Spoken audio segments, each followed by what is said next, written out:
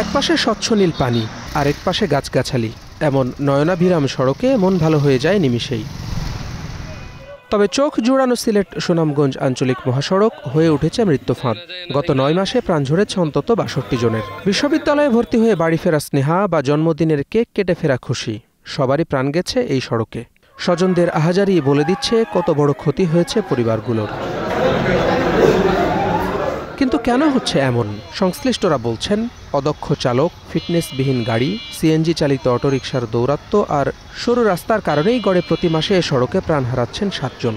90%-এর বেশি প্লাস হচ্ছে গিয়ে লাইসেন্সবিহীন, ফিটনেসবিহীন, কারো লাইসেন্স আছে, কারো ফিটনেস নাই, কারো লাইসেন্সের মেয়াদ শেষ। আপনি দেখেন এই রাস্তার মধ্যে ৬২ জন অ্যাক্সিডেন্ট হয়েছে। এই কিছুদিন আগে বিশ্ববিদ্যালয়ের এক ছাত্রী অ্যাক্সিডেন্ট করে মারা গেছে।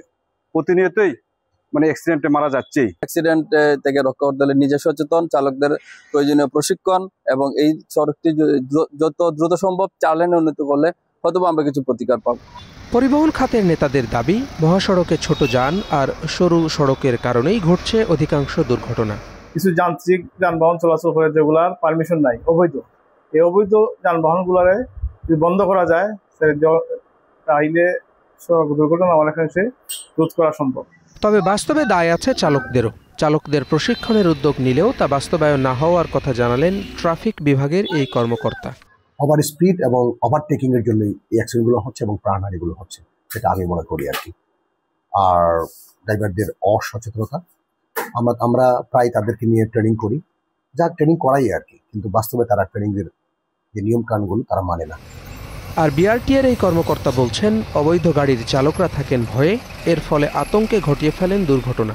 তো লাইসেন্সবিহীন এবং রেজিস্ট্রেশনবিহীন যখন গাড়ি রাস্তায় চলবে তখন স্বাভাবিকতই মানুষ ভয় নিয়ে গাড়ি চলে, ভয় নিয়ে তারা গাড়ি চালায়, সেই কারণে অ্যাক্সিডেন্ট হওয়ার সম্ভাবনা রয়েছে। তো মোবাইল কোডের মাধ্যমে আমাদের পক্ষে যতটুকু সম্ভব সর্বোচ্চ আমরা মোবাইল কোডের মাধ্যমে তাদেরকে জানানো প্লাস হচ্ছে জরিমানার আওতায় আনা, এগুলো আমরা কার্যক্রম চলমান রয়েছে।